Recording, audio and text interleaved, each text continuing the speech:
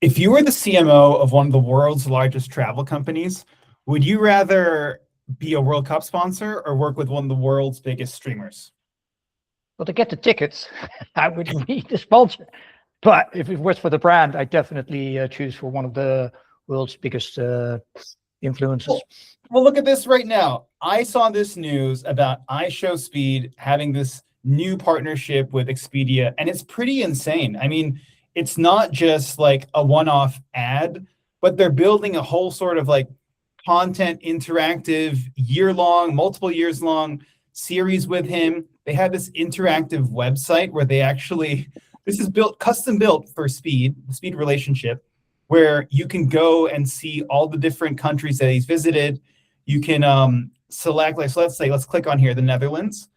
It has clips from different trips that Speed has done in the Netherlands. You can then click on them, watch some of these videos. And then on the right here, it's like, okay, well, what is the way that Expedia can be? Do you see me? Yep. Okay. Yeah, I love this. I love this. Right. So it's like, okay, well, let's see how we can book hotels in Amsterdam. Let's book a flight. So there's a link to the brand that's clear. And then there's all these different gamified things here where you can actually meet Speed. There's trivia. You can vote on things. You can actually vote on where Speed should go next. So this is pretty extensive. It's not just like, okay, let's pay this kid for a one-off campaign in a TVC. It's just really thoughtful. It is. It is. Like what I really like about it, I see it as like a modern sponsorship almost. First of all, it's global, and it's a great opportunity to activate locally. It's a perfect role for the brand because he travels around the world. So he will definitely have to book a flight and book a hotel, probably take a private jet, but that's something else. But also, like, all of his content is already integrated into this platform. So like it's a perfect match. And they're creating something that only the two of them can create. Yeah. So it's a really great natural fit. And they're creating a bespoke platform. And hopefully, and I'm assuming they will, some bespoke content around it, which feels like a perfect natural fit for Expedia to play whenever he makes new videos, etc. So I like it. And again, like the choice for Speed, it's quite amazing. Like, assuming they are looking to tap into a younger age demo, that's for sure. When I think of Expedia, I think a bit of a more like a family brand. You know, you book your travel, your car, your stay all at once. But this clearly is trying to appeal to a younger age demo. Well, Speed's also kind of a controversial guy. I mean, there haven't been any sort of crazy scandals with him, but some people would be turned off by Speed. I remember last year I was in a meeting with a bunch of very senior media execs, and I basically showed them like a highlight reel of Speed as a person to keep in mind if you're trying to understand streamer culture, young people. And all these execs like kind of looked at me and laughed when I presented this. This wasn't long ago. This was like Q3 last year. And then I remember a few of them telling me, like, rolling their eyes saying, this isn't content. Who the hell is this kid? Now, I can understand maybe where they're coming from if they're a traditional, perhaps, person in marketing and media and advertising. But dude, there's no one like Speed. He's literally been to, I want to say, dozens of countries around the world. You know, the different tourism boards are paying him to do this. He's honestly making the world more international, which means a lot to me. And he's bringing kind of joy to these different people around the world. He's like I honestly don't know much about, let's say, Mozambique, but now there's like a 8-hour-long live stream that I can see about it's insane. Speed. It's crazy. Yeah. So like, but let's not forget like a very important element in this. Like the guy has massive reach. Like I think he does 50 million on each of these platforms: Instagram, YouTube, TikTok. So more than 150 million followers. So you're not only tapping into, I would say, youth culture or a younger adult culture, but you're also, utilizing massive media reach. And that, I think, compensates a lot of discussions on the brand safety, or is this going crazy? Listen, if you want to reach young people, you got to be part of this. Expedia can advertise all the commercials that they want on television, but they won't reach young people. It won't be relevant to them, and they won't be seen. So this, I think, is a great example of really, really, really trying to get your brand in front of a younger audience. Great job. I think here that it's really something where I think of streamers as maybe a tougher sell or a not so obvious type of creator to work with if you're a brand, because streamers sometimes are really controversial. Historically, there are examples of what was it, PewDiePie and Disney having a massive deal that fell through because and That's a PewDiePie long was, time ago. right? But that's the thing, and the fact that it's a long time ago implies that there are quote unquote case studies, right? If you were talking to a CMO right now about whether they should work with a streamer, maybe they'd be like, oh man, I remember when the PewDiePie thing happened. That's way too risky. Yeah. Well, I think to start with, I think most CMOs don't understand what streamers do. And secondly, I think the world of streamers is professionalizing big time. Because if you're a streamer, like there are two opportunities to get money, or three actually. One is you get your rev share, with the views and advertising in there. You will have brand direct deals where they sponsor you for promoting their brand. Then the third one is what we're seeing more and more is you start launching your own brand. But if you're not launching your own brand and you really want to make bigger bucks, you're going to have to go into deals with bigger brands, probably at a global level, in this case of Speed. That means you're going to have to set up some guardrails for yourself, assuring that these brands are happy with what you're doing. And also like that the community that he's building this content for still likes him. So that's going to be the trick. But I see this world becoming more professional. Yeah. And this is a smart guy. He knows what he's doing. Like, he's not going to risk this deal or any other future deals that he might get. Well, he's exceptional, right? Like, obviously, not all streamers are as big as Speed. He's probably one of the top 1, 2, 3 streamers in the world. If you look at comparisons to him, Kai Cenat, I think, is another good example. Kai Cenat is about the same-ish size as Speed, I think, give or take a few million.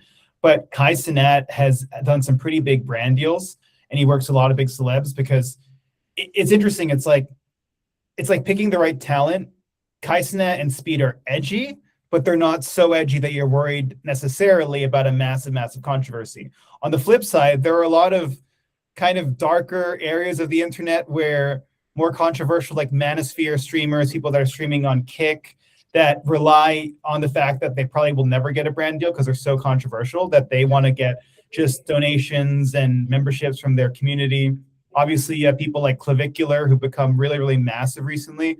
Not always for positive reasons, but it's like streaming. If you're a CMO, you might think, okay, streaming might have a negative connotation. I might think about some of these folks that are controversial, but there are more like quote unquote like premium streamer. Like Kai and Speed are premium inventory. They're premium streamers. You don't need to worry as much because they take it very seriously. But there's a lot of low quality inventory in streaming as well.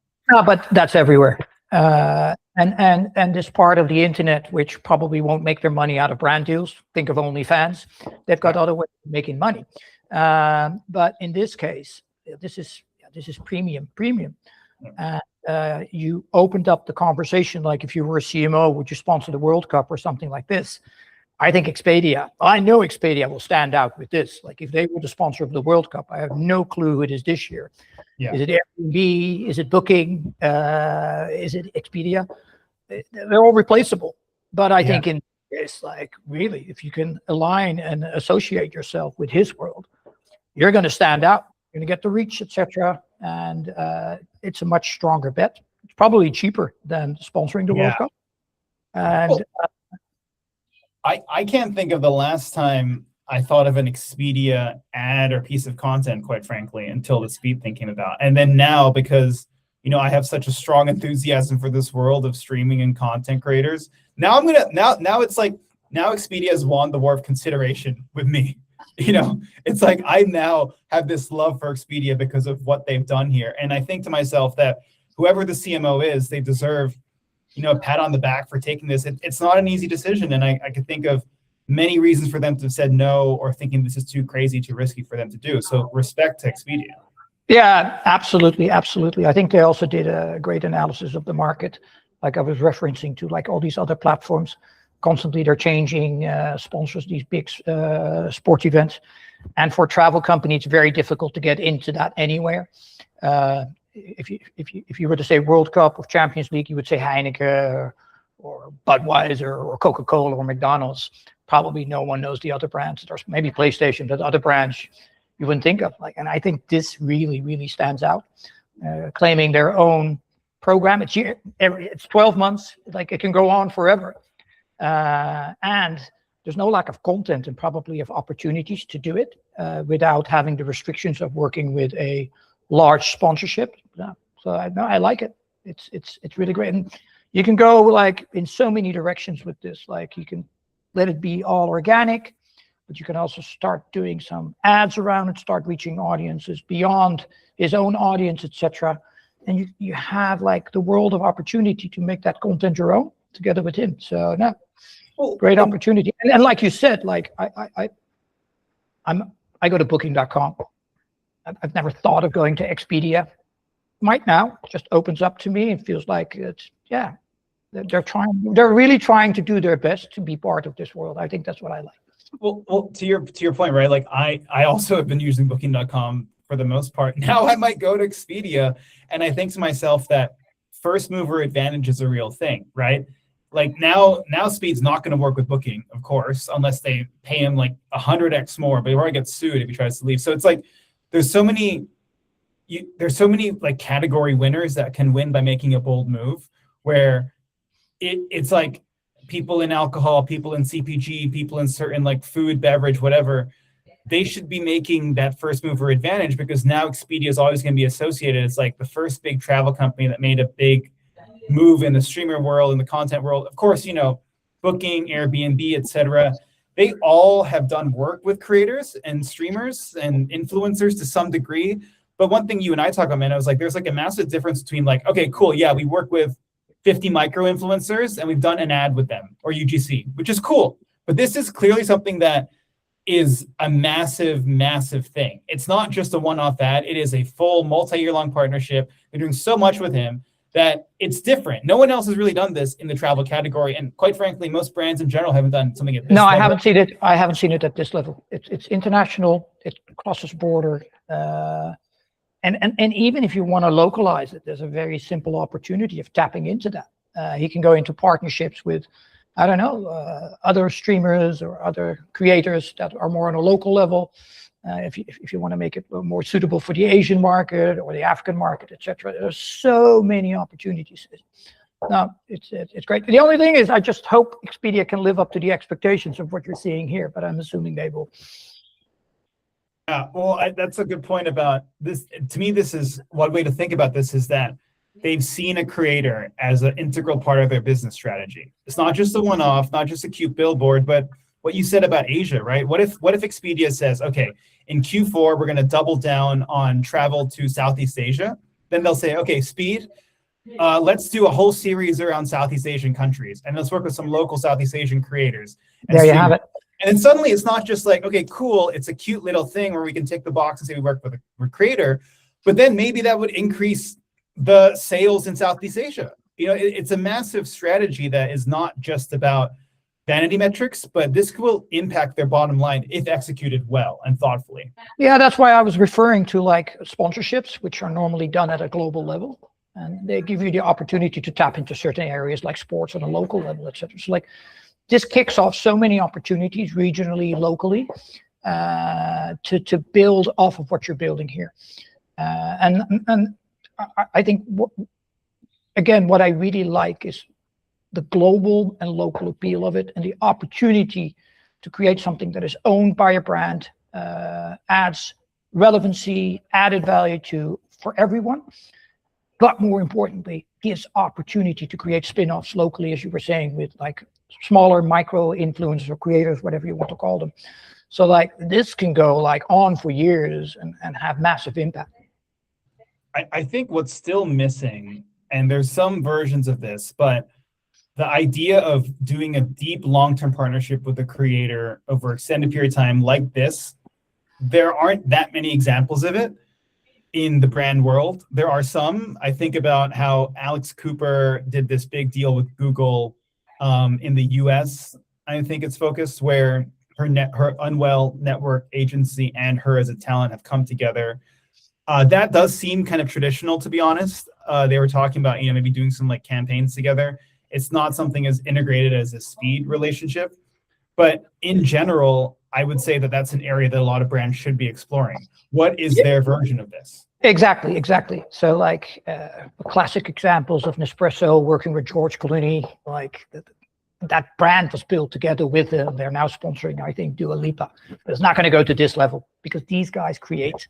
They're on it day by day. They need to create. And when you work with these large celebrities, you're not going to get this. Not the amount of content that you see here, not going as deep and integrated as you see here. It's just not going to happen.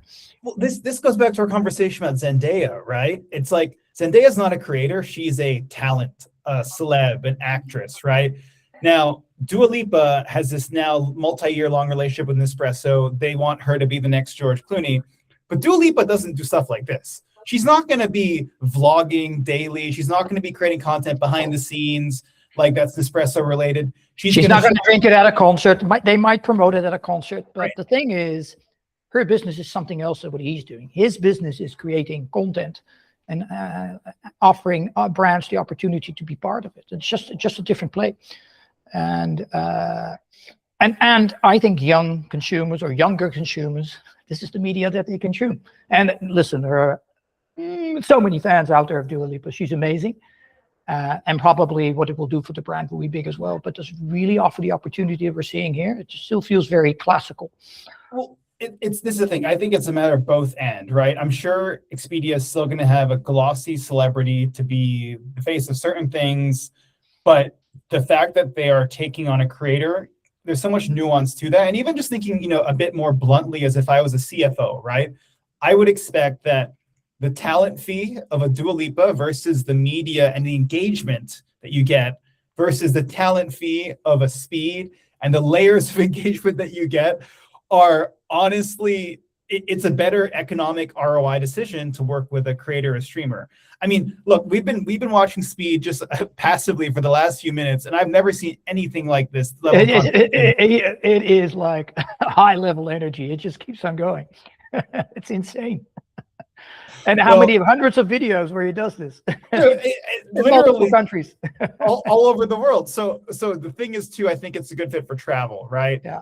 Travel, whether it's Airbnb, Expedia, Booking.com, the fact that Speed is so global, like it would make more sense for them to work with him versus a beer brand working with him or a beauty brand working with him. True. There's a natural fit to, but there must be ways of finding a role to play with somebody like this or another kind of creator. But what I find so interesting is that Speed has decided to go in this direction. Like it's clearly a big step for him as well. He's probably raising the bar for any other brand that wants to come in. He's going to reference this big time. And he's not going to do small deals. Like he's got a big deal now. Where he also could have made the choice, like, I'm just going to, not bother too much around that and start building my own brand, as the Paul brothers has done. And he might do so in the future. But there's clearly, he's made the choice to go in this direction. It fits him. But, it would be interesting to look at, some other big streamers or creators that are out there. And I know you're a fan of the Paul brothers, who seem to be way more known for building their own businesses, events, media company. I've seen their investors now. That looks like the next step as it comes to what we're seeing here. Well, and frankly, they're even more controversial than Speed. The controversy they are controversial. Have been even darker than anything Speed has been controversially talked about. Now, the Paul brothers, I think, are honestly the best example of multi-hyphenated content creators in the world today. I think that I've been a massive fan of them, despite, warts and all, for years now. I think I've sent you that article I wrote literally 5 years ago about how I think Logan Paul's underrated and undervalued and underloved. I would show you I'd make a deck just to present to you what I think about the Paul. I know you're going to go on for hours now, so let's do that the next time. Let's remember we're trying to keep it short. Okay. But I find it super interesting to start looking at what media company they have built and all the spin-offs that are coming out of that, and how they've started out very small, but stuck. But they stick to their plan and where they are now, and maybe even looking at where they will be in the future. I know they've already provoked everyone by saying they want to be billionaires. Yeah? Not in equity, but in cash. I think they said in cash, literally. Billionaires, and also Donald Trump was on stage with Jake Paul saying that Jake Paul's going to run for president. Yeah, one day. okay, let's not go in that direction. Guys, in America, everything is possible. But I'd love to hear your point of view on how they're going to become billionaires. Let's keep it at that for now. Okay, so topic for next week: how the Paul brothers are going to become billionaires. Yeah. Okay. And what brands can learn about that? What brands can learn from that? I think that's very interesting because, again, like if you don't learn from them, they'll probably develop their own brand, and before you know it, you've got a competitor which is pretty hard to beat. There are a bunch of CMOs scrambling now, looking at the Expedia relationship, and saying, "Hey, why the hell didn't we do this? Yeah, hey, where are we? Where are we?" Yeah. Exactly. Yeah. Well, if people want to be ahead of things, they know where to find us. That's where we live. And absolutely, because this is just like the tip of the iceberg. There are so many out there in different kind of areas, different kind of businesses, small to big, global, local. But it is, as you were saying, CFOs now have an opportunity to tap into this where it's still affordable. But in 5 years' time, you will see that like getting these kind of deals will be way more expensive than what you're going to have to pay now. Distribution is still a scarce resource. Trust in people is still a scarce resource. And in a world of abundant technology and AI, and that's a whole other topic, but related, the value of people like Speed will continue to increase in value. It's only going to become more. Probably in our time at Meta or Facebook, like Zuckerberg always said, like, I'm not worried about who I'm seeing. I'm worried about that young kid in the garage that I'm not seeing. Like, the garages are full of young people doing stuff probably on YouTube, TikTok, not aware yet. And before you know it, there could be like 100, 200 million followers in 2 years' time. And before you know it, it's the new kid on the block who is now the attention and having all these audiences. So it's an evolving space, which creators like this only getting bigger, and a new generation of creators coming, which we're not even aware of. At least I'm not. Okay, then. So next week we talk about the Paul brothers. Yeah. That's going to be a monologue from your end. I'll just nod. Okay. Yeah, you can dial in if you'd like. I can dial in and ask a smart question. But great. Awesome. Speak next week. See you next week. Bye. Godspeed.